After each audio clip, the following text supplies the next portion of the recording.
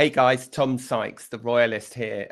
Thank you very much for joining me live on Saturday, December the 6th. Well, there was an absolute meltdown in Prince Harry's communications last night as his team went back and forth trying to decide whether or not anyone had reached out to Thomas Markle, had not reached out to Thomas Markle, whether the team had been instructed to reach out to Thomas Markle. The whole thing went completely bananas. And in the end, the Times of London was forced to correct a story that it had published, saying, so they started off by saying that Meghan had instructed her staff to reach out and find out if it was true that he had had his leg amputated. Essentially, it fundamentally were unsure whether this was basically a hoax. Some people close to Meghan thought that it may not have been completely true. And I spoke to a friend of Thomas Markle's called Lady C, who many of you will know from her YouTube channel, who I've known for years. This is what she had to say. She said to me, so Lady C was friendly with Thomas, invited him to her UK home, Castle Goring, although he was actually not ultimately able to come. And she said, in response to this suggestion in the Times that they were trying to establish whether it was actually true that he had had his leg amputated, this is what she said. It's ludicrous that some individuals still try to maintain that somehow Thomas Markle Sr. is telling lies about his health to victimize her. This conduct is disgraceful. I think she speaks for quite a lot of people, to be really honest. I think that Meghan and Harry's team have handled the health crisis, her father's health crisis, really badly. I think it's fair to say that the Duchess of Sussex hoped that this week, in which she launched her new Netflix show and her husband appeared on Colbert, on the famous Colbert evening show, would be ending on a more positive note than an unseemly squabble about whether or not her father had actually had his leg amputated. I mean, it's hard to think of anything more tawdry and more squalid, but that is the bizarre direction this conversation took yesterday. Now, finally, very late in the day, they issued a statement saying that Meghan had reached out to Thomas Markle, but even then they were unable to say whether or not she had actually communicated with him. To me, the inference seemed pretty clear that she hadn't communicated, that she hadn't had a response. So I don't know whether this means was just a text sent, was a letter, is a letter being sent? I don't know. Has a message been sent to the brother? We don't know. All we know is that Meghan claims she has reached out to her father. So I think that just to give some context to all of this, at the same time, yesterday evening, as all of this was unfolding, Prince Harry was giving another paid-for speech. Now, don't forget that this now appears to be Prince Harry's job, okay?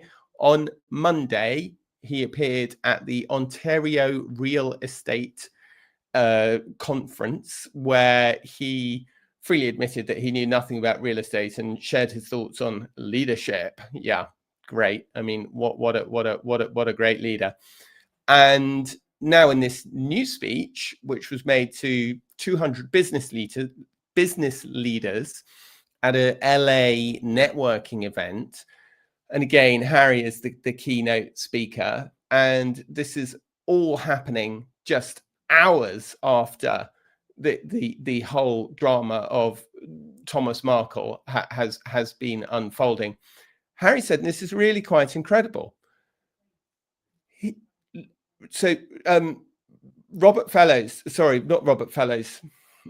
Julian Fellows, the author of Downton Abbey, was one of the members of the audience, Oscar screenwriter, Oscar-winning screenwriter.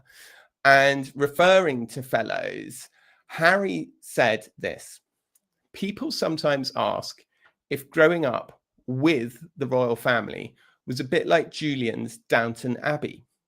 Yeah, but only one of those worlds is filled with drama, intrigue, elaborate dinners, marriages to Americans, and the other is a TV show. Boom, boom. I mean, I don't really know where you start with this, but I suppose a good place to start is whether it's really advisable for somebody who is literally trading off the fact that they are a prince. As we saw on the Colbert clip, there were 25 references to him being a prince. Is it really a good idea to be mocking and teasing? I mean, look, it's not like he's launched a terrible broadside at the royal family and said that they're all appalling people. I mean, he's done that before, but in this speech, he wasn't actually doing that. He was making, potentially a sort of, I don't know, it's not even a particularly funny joke, but he is alluding, I think, to the intrigue, which I think is a weird thing for him to want to bring back up, because that was sort of the huge problem, when in his memoir Spare, he was always saying that everybody was scheming against each other. And it is true, right? Members of the royal family, they do scheme against each other. They generally all hate each other, and their offices are intensely competitive, and they do scheme against each other. And I, as a journalist who has reported on them for several decades, have really witnessed that firsthand.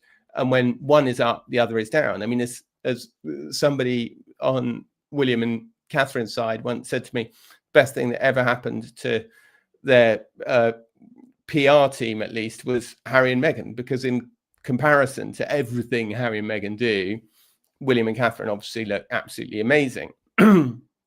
So I think, first of all, obviously, I don't know if it's what he was paid, but one imagines that he is not flying to Ontario and then coming back to LA and giving these speeches just because he wants to, just out of the goodness of his own heart. He's obviously doing it because he's being paid. And it seems to me that his job is now officially a rent-a-prince. That is what his job is. He's on the speaker circuit. And it seems very clear to me now that if you are prepared to reach into your pocket and shell out the appropriate amount of money, Prince Harry will come and talk at your event, or he'll come and soon it will be that he'll come and talk at your dinner or on your cruise ship. And I find that an astonishing humiliation for this man who was once striding into war zones, whose mother opened the world's eyes to the dangers of landmines, who set up the Invictus Games, who at one stage looked genuinely like he and Meghan were going to be this huge revolutionizing force within the royal family. I think it's pretty pathetic that all of that destruction and heartache with the royal family and all of the angry words and all of the damage that the Duke of Sussex has done to his family seems to have been to be on the speaker circuit, like giving a chat to like a bunch of estate agents in Ontario, giving a chat to like the LA Chamber of Commerce. I don't know. The other thing that I thought was really interesting was that he tried to make a kind of pitch about he's obviously very aware, right, that everything he says is going to be parsed and picked through for detail. And having done this big speech the other day about banter, do you remember the thing about banter, about how the thing he really misses about the United Kingdom is the banter and the lack of earnestness, and the brash manner of British people having a laugh in the pub with their porky scratchings, and everybody looked at that and of course said, oh my God, he really misses England. He really misses his life in England. It's almost like he set out to course correct that with this speech that he's just given to these LA business chambers, saying, truly this anniversary, and he's talking about the 250th anniversary of independence, which, by the way, King Charles and Prince William are going to America on a state visit for, probably. It's not officially confirmed yet, but they are going to be there. And the World Cup, of course, in America next year. A lot of Brits going to be over for that, as the UK has qualified. Truly, this is what he said. Truly, this anniversary is a chance to reflect on how far our relationship has come, from historic tensions to one of the closest partnerships anywhere in the world, and back to historic tensions just like that. Haha, right? That's a joke about the football.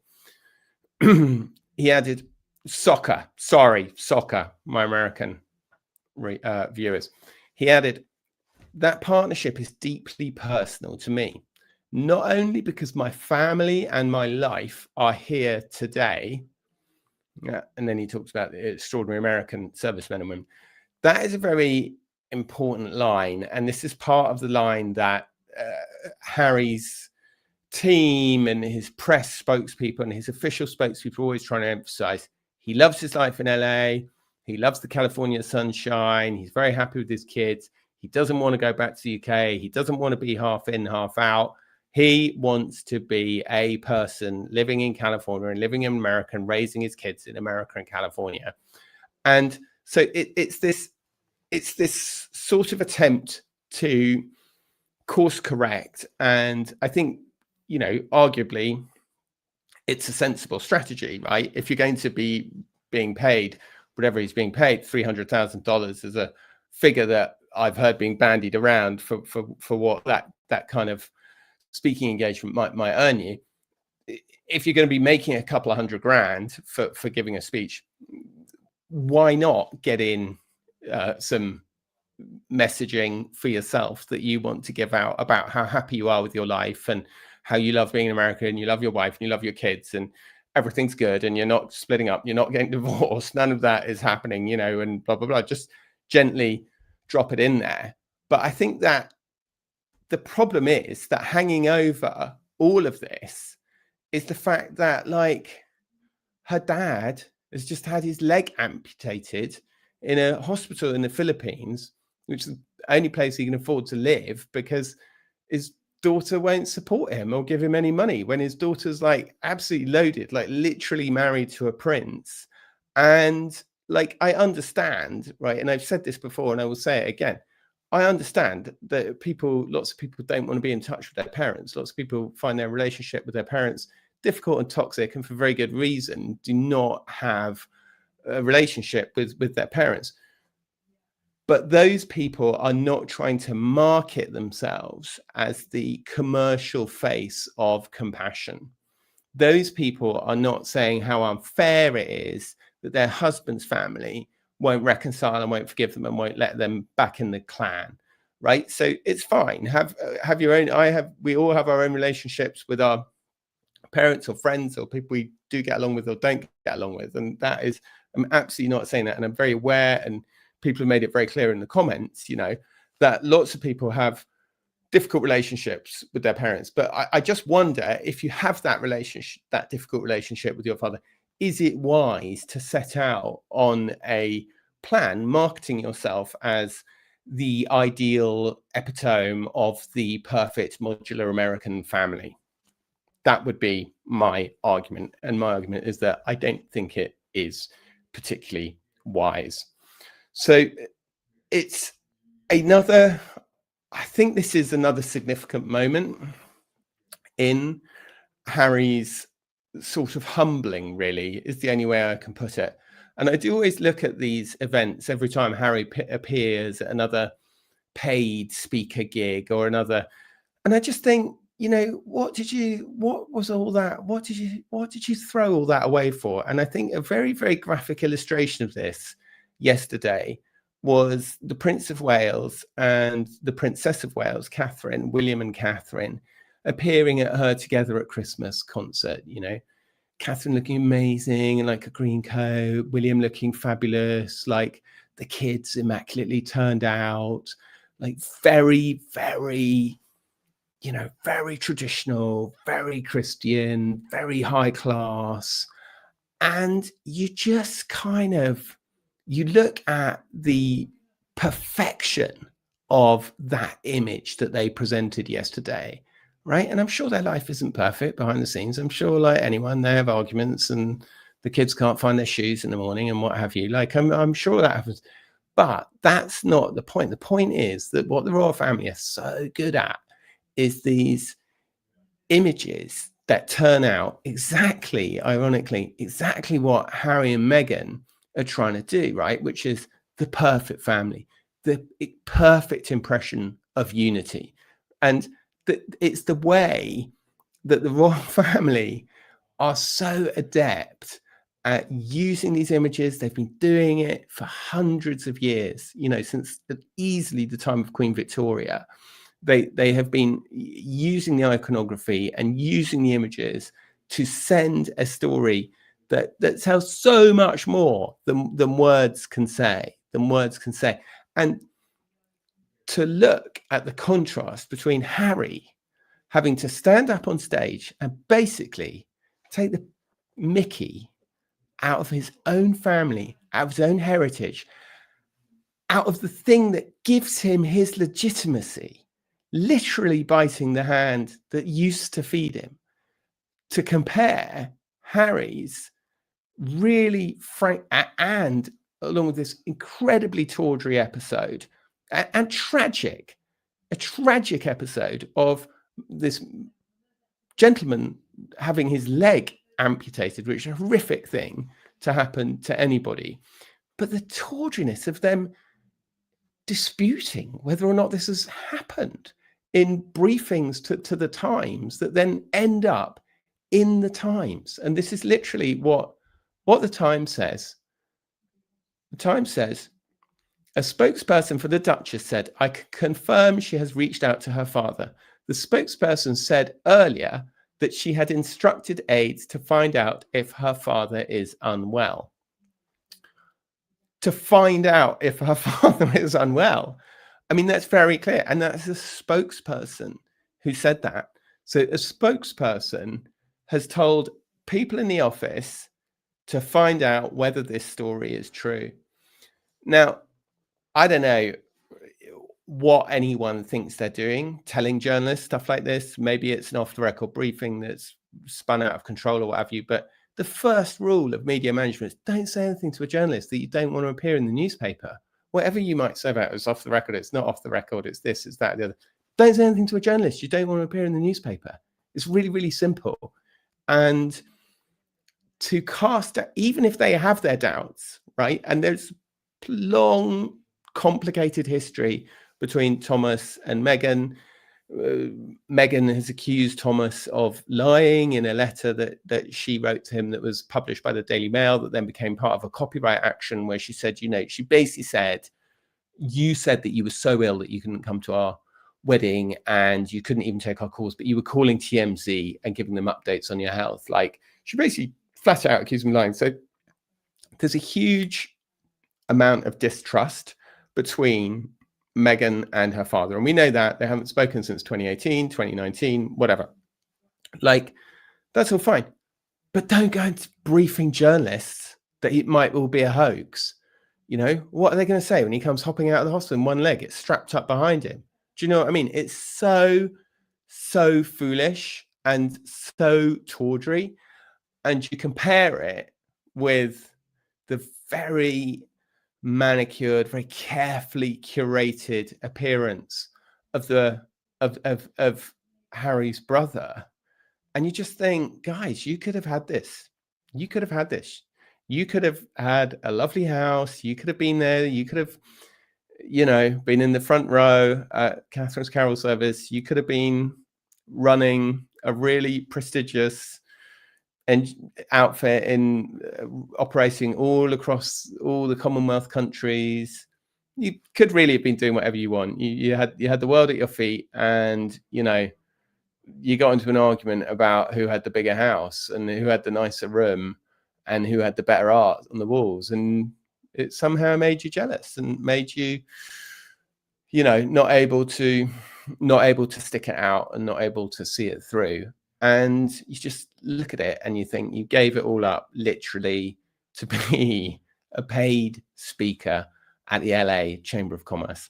Well, that's pretty much all I have this evening. As I say, Saturday, December the 6th, 6 p.m, 10 past 6 London time. So if you're watching this on a replay, there may have been even more dramatic developments in the minute since we finished. But thank you so much, everybody. I'm just going to click back in and have a look at some of your comments. So thank you so much, everybody, for coming. It's been brilliant to have you here. And I think with that, I will say goodbye. Goodbye.